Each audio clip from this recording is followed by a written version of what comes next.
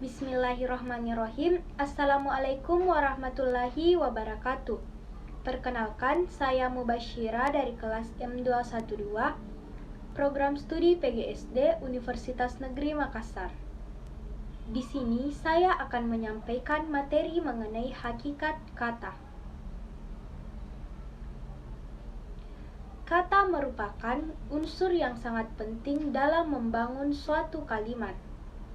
Tanpa kata tidak mungkin ada kalimat. Setiap kata mempunyai fungsi dan peranan yang berbeda sesuai dengan kelas kata atau jenis katanya.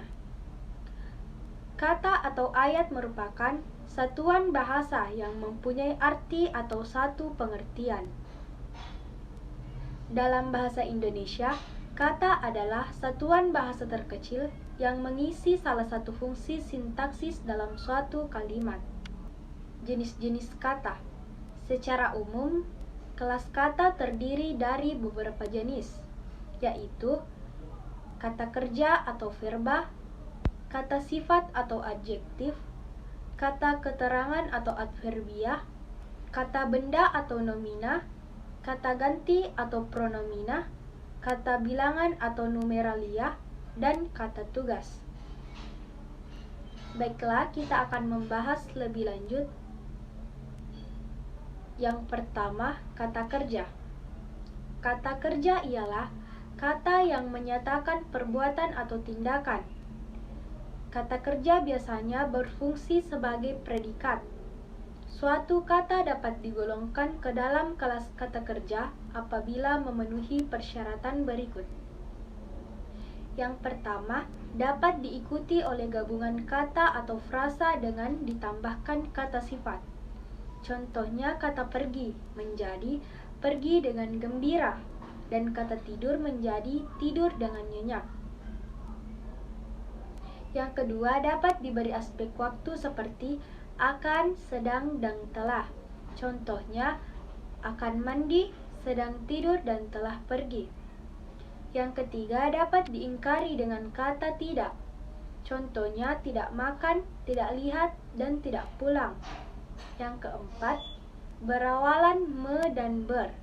Contohnya melatih, melihat, berdiskusi, dan berpikir. Yang kedua, kata sifat. Kata sifat ialah kata yang dipakai untuk mengungkapkan sifat atau keadaan sesuatu, misalnya keadaan orang, binatang, atau benda. Kata sifat berfungsi sebagai predikat. Suatu kata dapat digolongkan ke dalam kelas kata sifat apabila memenuhi persyaratan berikut.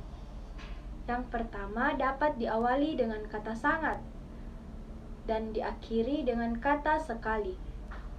Contohnya, indah menjadi sangat indah atau indah sekali. Baik menjadi sangat baik atau baik sekali. Yang kedua, dapat diberi awalan se dan ter.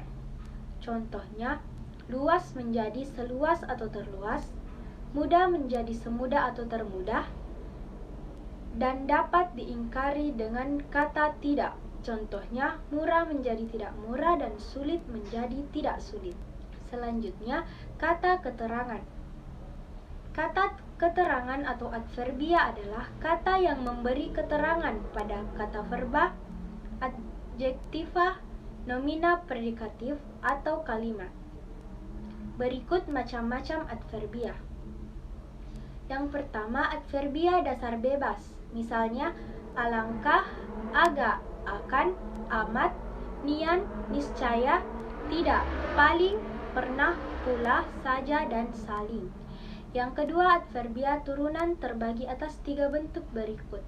Yang pertama, adverbial reduplikasi, misalnya lagi-lagi, lebih-lebih, dan paling-paling.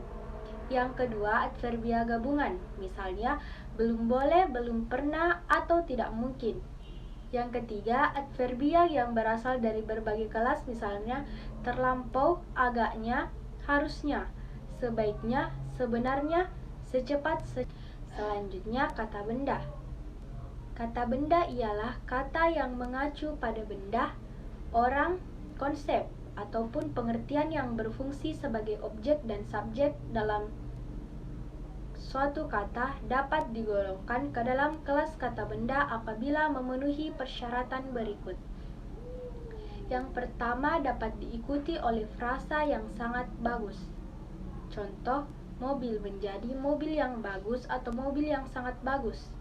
Yang kedua, berimbuhan pean, pedanaan, pedanaan, dan kedanaan. Contohnya permainan, pertunjukan, dan kesehatan.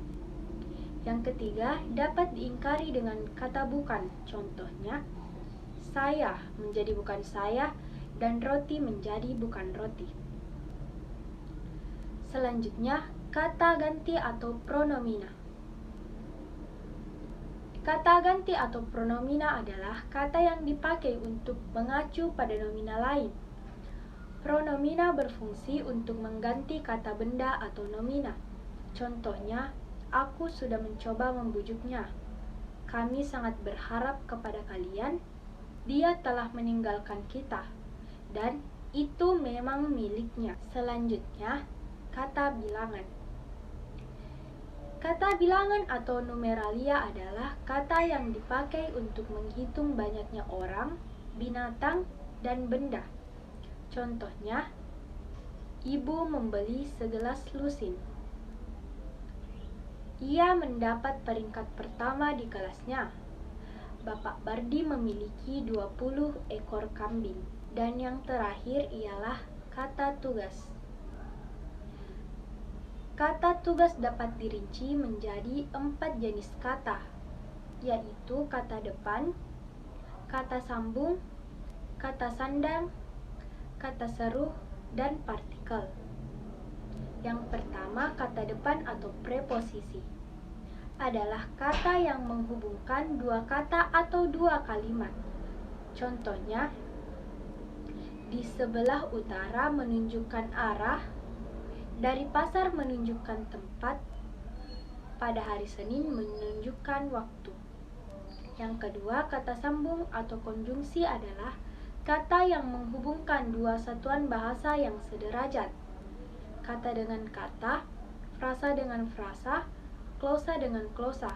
Contohnya, adik dan kakak, makan atau minum, tidak makan tetapi minum. Yang ketiga, kata sandang atau artikula adalah kata tugas yang membatasi makna nomina. Contohnya, sang guru, sang bermakna tunggal. Para pemimpin, para bermakna jamak, dan si cantik, si bermakna netral. Yang keempat, kata seru atau interjeksi. Tugas yang digunakan untuk mengungkapkan seruan hati. Contoh, aduh kakiku sakit sekali. Astaga, mengapa kau berani mencuri? Ayo, jangan putus asa. Wah, mahal sekali. Kata yang dicetak miring adalah kata seru. Contoh lain kata seru adalah hai, nah, oh, celaka, gila, masya Allah, dan alhamdulillah. Yang kelima dan terakhir ialah partikel. Partikel adalah kategori atau unsur yang bertugas memulai, mempertahankan atau mengukuhkan sebuah kalimat dalam komunikasi. Unsur ini digunakan dalam kalimat tanya, perintah, dan pernyataan. Contoh partikel yaitu lah, kah, tah, deh, dong, kek, dan pun. Terima kasih.